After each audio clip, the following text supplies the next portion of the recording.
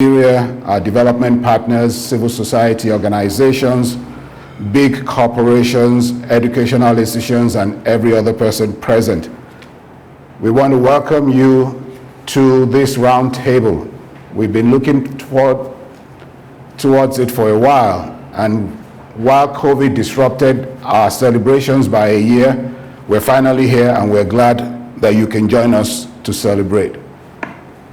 For those of you who may be interacting with us for the very first time or your history with us is very short, permit me to just say a little bit about us, that PIND Foundation, popularly known as PIND Foundation, but the full name is actually the Foundation for Partnership Initiatives in the Niger Delta. We were established in 2010, and our mission really is to ensure, facilitate inclusive and equitable economic growth and peace within Nigeria's Niger Delta region. And we do this through partnerships. One thing that is evident, and as most of you who have been involved in construction will know, is that the bigger or the taller a structure you're going to build, the stronger you'd require the foundation to be to achieve your aim. And therefore, we're very big on partnerships. We will partner with anyone aligned with us with our mission. And so we work closely with partners, various partners, to implement region-wide, collaborative, market-based, community-owned programs to mitigate conflict and to boost economic progress. And we do this in a manner that is systematic, that's also systemic, and is inclusive and sustainable. We have these components in mind in whatever we do right from the onset. We do this especially for the underserved and hard-to-reach coastal communities of the region that are often forgotten in development programming. After 10 years of making a difference in this region, in the Niger Delta region of Nigeria, we are reflecting during this period on our history. We're taking stock of our enduring achievements, and most importantly, we're looking at how to make the next 10 years even more impactful. Coincidentally, as we were preparing for these celebrations and the activities that we've lined up, the government of Nigeria eventually passed a long-awaited petroleum industry bill into law.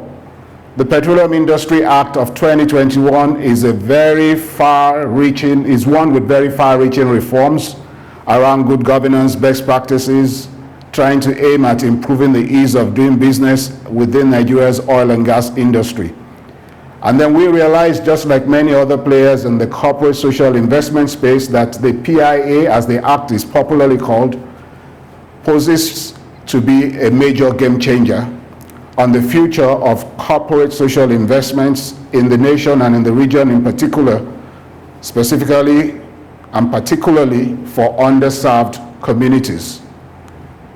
This realization gave birth to us focusing on this roundtable as part of our celebration.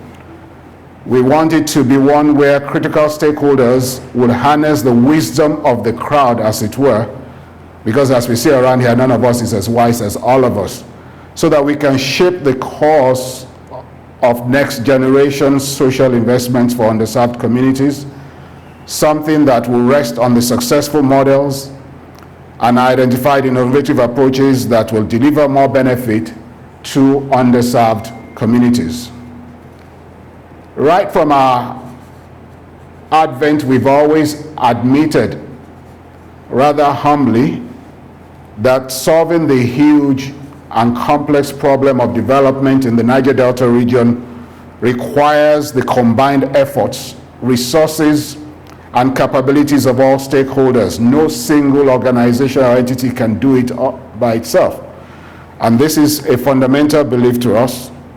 And so knowledge, as we know, is the true power that is, and that is why I'm very positive rather, that as we rub minds today, especially the great minds that are here, Professor Jibola, Mr. Breakin, Mr. Shuremeko, and Mrs. Shukemu Morris, ably anchoring proceedings, Ambassador at Large, Ese Emehi. We are confident that today will generate innovative ideas that will transform the next generation of social investments, and it will open opportunities for stronger collaboration and partnerships in implementing these things within the Niger Delta region, particularly around the opportunities that the Petroleum Industry Act presents. So on behalf of all of us at PIND Foundation, we'd like to welcome you once again, and we look forward to a very fun and engaging learning session. I can hardly wait. I hope you share my enthusiasm as well. Thank you very much.